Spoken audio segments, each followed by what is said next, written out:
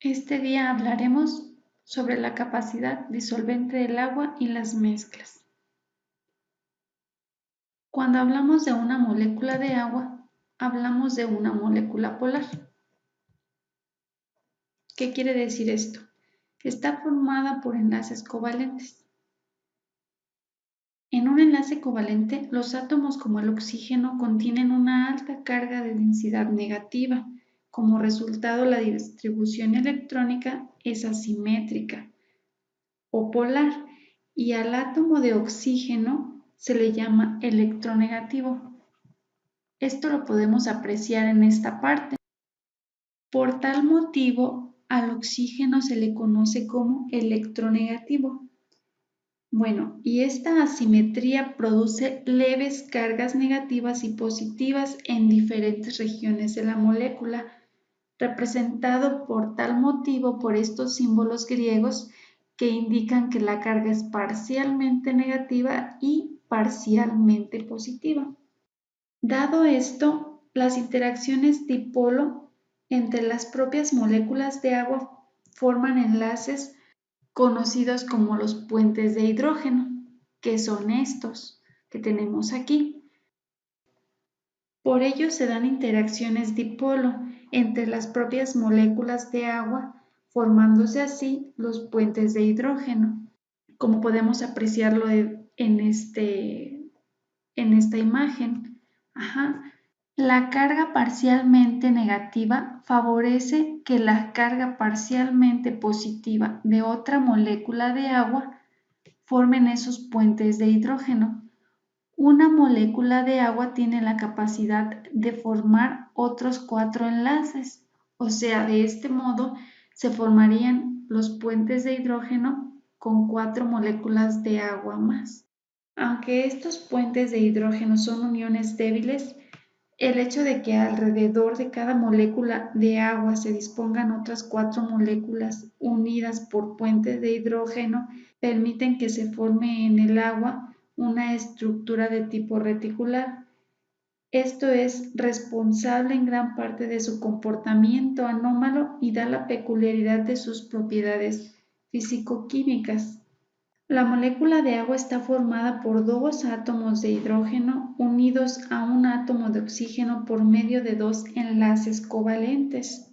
El ángulo entre los enlaces de oxígeno e hidrógeno es de 104.45 grados. Como el oxígeno es más electronegativo que el hidrógeno, atrae con más fuerza a los electrones de cada enlace y es por eso que se forma ese ángulo entre las moléculas. El resultado entonces es que la molécula de agua, aunque tiene una carga total neutra, con esto quiero decir que tiene igual número de protones que de electrones, presenta una distribución asimétrica de electrones, lo que la convierte en una molécula polar.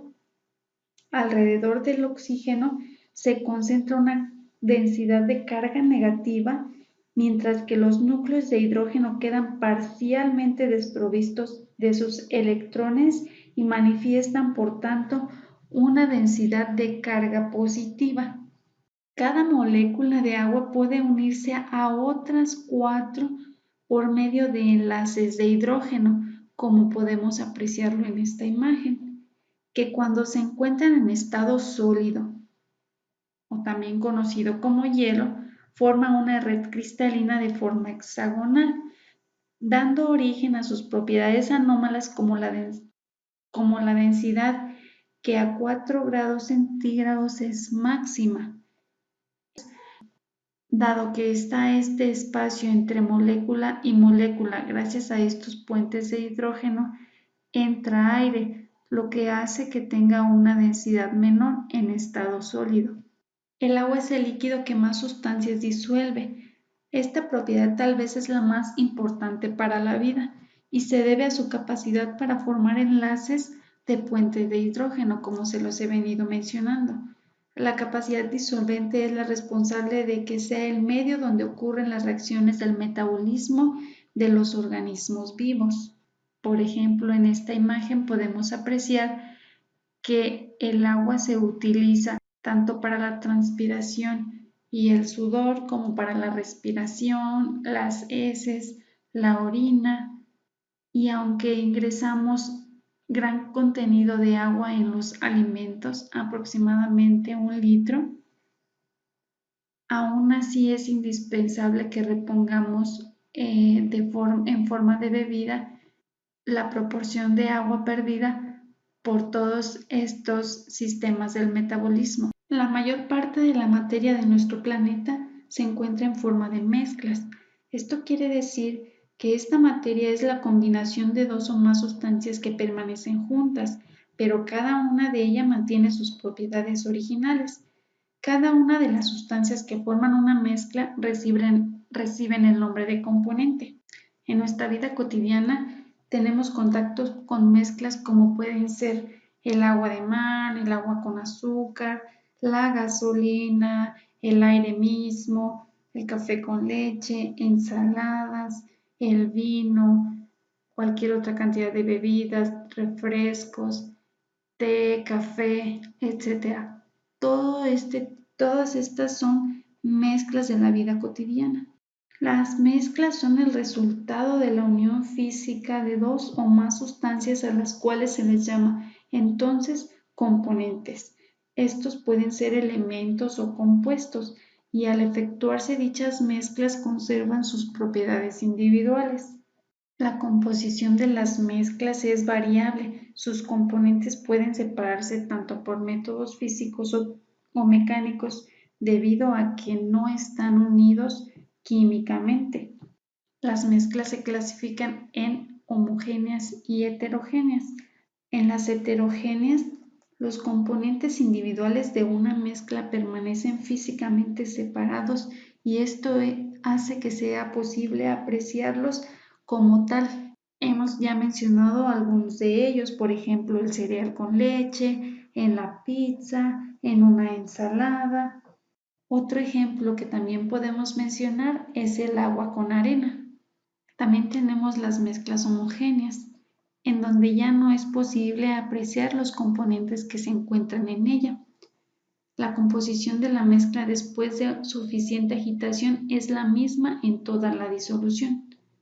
Las mezclas homogéneas reciben el nombre de disolución constituidas tanto de un soluto como de un disolvente. Una disolución consiste en la unión de un soluto, que es el que se encuentra disuelto y en menor proporción, y de un disolvente, que es el material que disuelve y se encuentra en mayor proporción. El soluto está disperso en el disolvente en partículas muy pequeñas. Estas pueden ser tanto moléculas como iones y por este motivo sus componentes no pueden distinguirse a simple vista. Las disoluciones no son necesariamente líquidas, pueden ser sólidas, por ejemplo, las aleaciones metálicas, las amalgamas o gaseosas como el aire. La importancia de la proporción del soluto y el disolvente dentro de las disoluciones. Esto es porque tenemos infinidad de mezclas de uso cotidiano o uso comercial. En muchas situaciones de nuestra vida cotidiana usamos disoluciones entre las que se encuentran, por ejemplo, el agua potable, que es una disolución muy diluida de sustancias químicas, el vinagre, que es una disolución de ácido acético con agua, un refresco, que es una disolución que contiene CO2 o también conocido como dióxido de carbono disuelto, y esto es lo que hace que se aprecie esa efervescencia. Muchos medicamentos como son jarabes para la tos, analgésicos en forma de tabletas, antibióticos en forma de ampolleta, los sueros salinos, que son los adecuados para introducir al cuerpo. Nosotros no podemos meter agua en estado puro o solo agua a nuestro organismo de forma inyectada. Para poderlo inyectar en nuestro cuerpo debe de estar como solución salina o suero salino.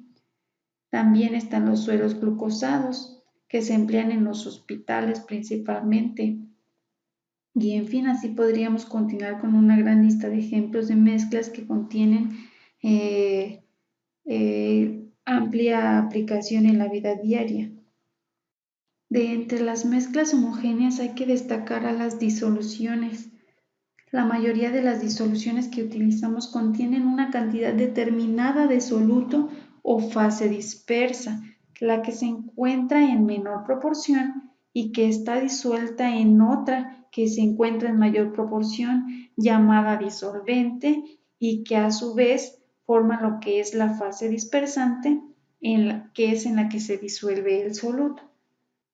Pero haremos una pregunta. ¿Cómo se determina la concentración de una mezcla como las disoluciones? ¿Y qué importancia tiene el establecer la concentración de una disolución? Pues eso lo vamos a ver más adelante. Entonces, también tenemos que como tipos de disoluciones podemos tener la diluida, la concentrada y la saturada. La diluida es cuando la cantidad de soluto respecto a la del solvente es muy pequeña. La concentrada, a su vez, es cuando la cantidad del soluto respecto al solvente es grande. Y la sobresaturada, para este el solvente no acepta ya más soluto a una determinada temperatura, pues sus partículas ya no tienen cómo generar más enlaces. Sin embargo, esto es cuando la temperatura está a temperatura ambiente o fría, empieza a volverse más complicado que esta disolución se lleve a cabo. Sin embargo, si la modificamos a estar caliente, aún tendrá la capacidad de disolver más soluto. Esto ustedes lo pueden comprobar en casa haciendo la prueba.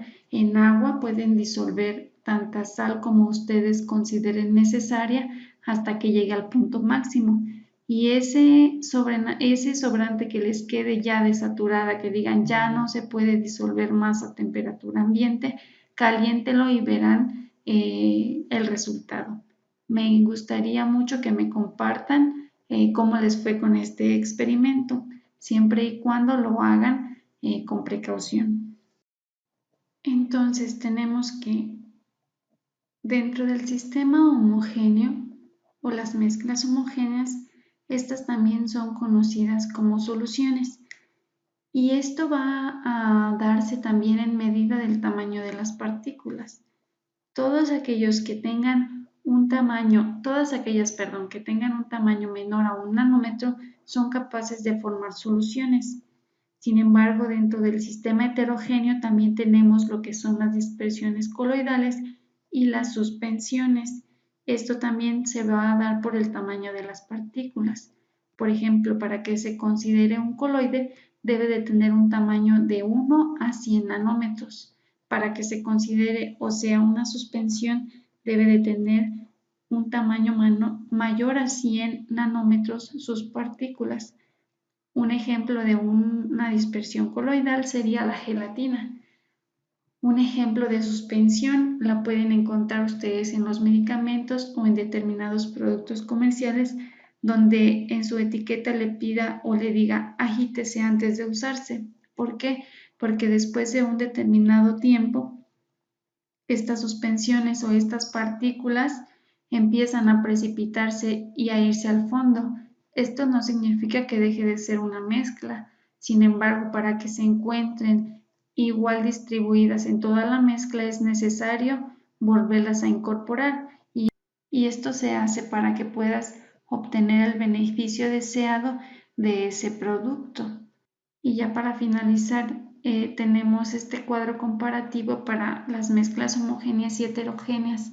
Las mezclas homogéneas, perdón, en las mezclas homogéneas, los componentes en las mezclas están distribuidos uniformemente, sin embargo, en las heterogéneas no se encuentran distribuidas de esta forma.